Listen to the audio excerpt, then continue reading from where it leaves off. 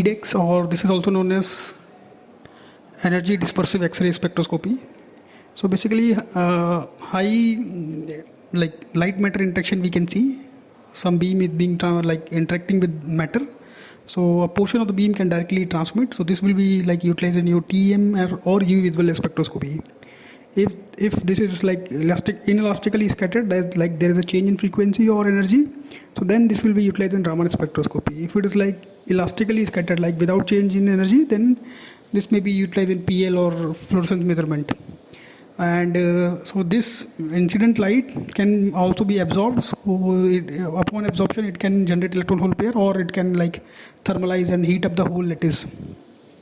Or this incident beam can also generate out visible light, cathode luminescence, or it can generate out characteristic X-ray. So this will be utilized here in EDAX. Also it is utilized in XPS also. And this incident light can also generate a secondary electron or backscatter electron. So these two are utilized in SEM for surface mapping, topography mapping. Okay, so let us focus on characteristic X-ray. So this characteristic X-ray, like Moseley have established a law, like in his PhD thesis he have established this formula, like the energy or frequency generated by an element is proportional to the atomic number. So we'll see here. Here it is shown a sodium element with 11 atomic numbers, so 2, 8 and 1 in K shell, L shell and M shell.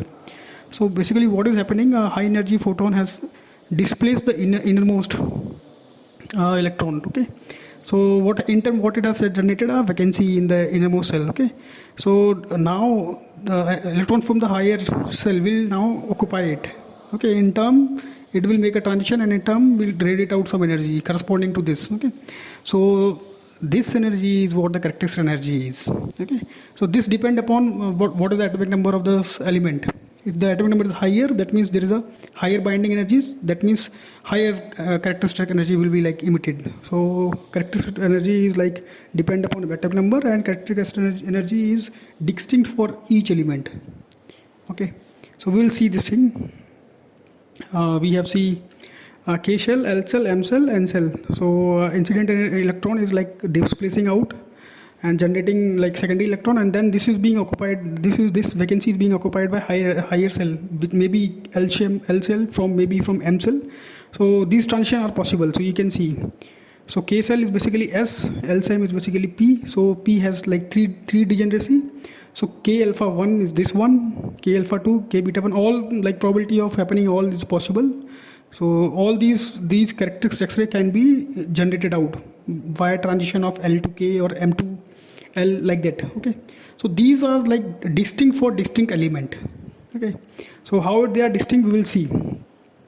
One more thing, like incident electron, this incident electron or incident beam, this is negatively charged and this nucleus is positively charged. So they might have like this electron is negatively charged, and this incident electron is negatively charged. So they might have a deceleration while interaction. They might have a deceleration, and then upon deceleration they might emit out some energy. Or this is negatively charged, or this is positively charged.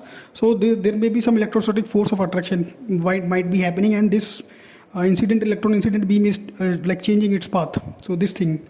So in that process, they may change their, like they may decelerate, and then they may like emit out some radiation. So those radiation are continuum X-ray. So this is basically background radiation. So we need to avoid this. So we may use some filters to absorb these X-rays. Basically, we require only to read or to like detect these characteristic X-ray to determine what element it is. Okay, so that's the thing. Now we'll see if we see for say some of the element. So say carbon with atomic number 6, the 1s2 peak, like this peak 1s2 peak will be like having some higher binding energy. So the configuration is 1s2, 2s2, 2p6. So all the peaks are, all the characteristic X-ray peak are identical, because like numbers are same, count are same. Okay, so intensity will be same, but their position is different. So 1s2 is like highly near to the nucleus, so it is more like high energy, then this is less energy, and this is behind that. So that's the way we will generate out. Okay, so in nitrogen 7 and 7, atomic number 7, so 1s2 2s2 2p3. So now the count of p is increased, and there is a shift in the position. So 1s2, like atomic number is for nitrogen higher, that means nucleus is more positive, so the binding energy more higher, so that way it has shifted, energy has shifted toward higher energy side. And then so this way we can see every element have a distinct configuration, and this characteristic X-ray is giving out us electronic configuration picture. Okay, so let us see for sodium example. So sodium is 11, 1s2 2s2 2p6 and 3s1. So configuration will be looking like this. 1s2 we will have like higher binding energy, okay, then 2s2 and this. So basically peak position and peak intensity are utilized to identify elements. So this peak position will give like from which cell it is coming out, and peak intensity like giving out how many electrons are coming out from that particular cells. Okay, so you can see out there's a 1:3 ratio into 2s2 and 2p6. So that way we can like identify. So this characteristic can help us in identifying what element like is under probe. Okay, so now we can see that when X-ray interact, so this is a basically surface technique. Like interaction will happen on surface only. So near to surface Auger electron generation, and that behind that secondary electron and backscatter electron. So like within this volume we will have characteristic X-ray generation. So this volume will be given by casting formula. So you can see casting formula. So depth is given by Zm, which is basically a function of your accelerating voltage and your atomic number and mass. So what is the atomic number, what is the atomic density, depending upon that this generation of characteristic X-ray will take place up to what depth. Okay, so for 20 kilovolt for iron with 20 kilovolt accelerating voltage, we can have 1.3 micrometer depth profile up to that volume we can have. And then that way this EDAX gives out how much weight percentage of that element is present in the probe sample, in the sample under probe. Okay, so that's what the thing is. So if I show you at like periodic table, I have taken a portion of periodic table. So aluminum, silicon, phosphorus, sulfur, chlorine, argon. So arranged in atomic form like periodic form, like in atomic number atomic number wise. So 13, 14, 15, 16, 17, 18. So this is their atomic number, and this is their atomic weight, and this is their density. Okay, then they are also arranged in like their characteristic X-ray energies. So K alpha is characteristic energy. So K alpha is 1.486 for aluminum. K alpha is for silicon is 1.7. Like there is an increment in K alpha energies. Okay, so this is increasing with the atomic number. So atomic number is higher, that means higher binding energy, that means higher K alpha energy. Okay, so this K alpha also giving us a picture of like a distinct element. So if we can detect K alpha 1, then we can measure out what atomic number, what element is present. So this way we can see also gallium, germanium, arsenic, K alpha 1 and L alpha also given. So there is a change in L alpha, and there is a like increment in K alpha we can see. So basically this is what the like basic behind EDAX. Okay, so in our sample whereby like we put a sample, so EDAX gave us measurement in terms of weight percentage. Okay, so relative intensity of X-ray line is proportional to the mass concentration of the element, because the depth profile will be same, so volume will be same.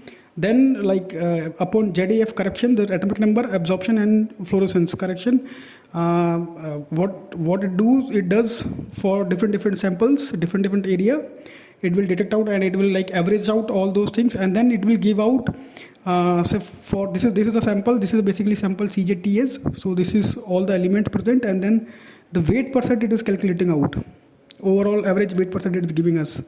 So like sulfur weight percent, tin weight percent, copper weight percent, and zinc weight percent. So you can see sulfur K alpha value, copper L alpha value. So like that it is detecting those peaks. So these peaks are identical.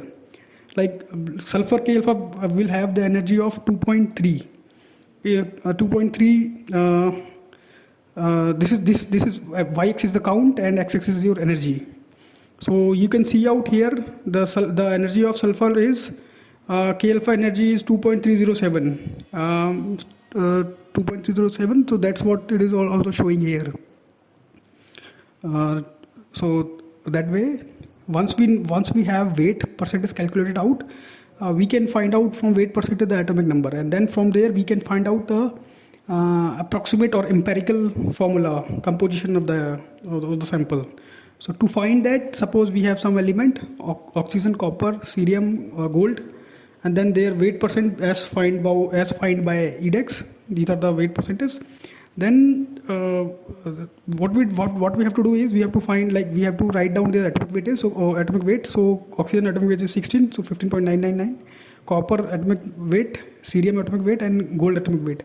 Then we have to find out the ratio of weight percent by atomic weight. So this ratio, by dividing, we can find out, and then we have given them nomenclature A, B, and C, and D. So E is the summation of these ratios. E is the summation of these all ratios. A, B, C, D. E equal to A, B, C, A plus B plus C plus D. Now to find out atomic weight. So atomic weight percentage is given by A upon E. So A by E is what the atomic weight percent is. So B upon C is the atomic weight percent of copper. C by E is the atomic weight percent of cerium. Like that we have find out. So this now, this is what from atomic weight percent we can find out the empirical formula or composition of the element of our compound under proof. Okay.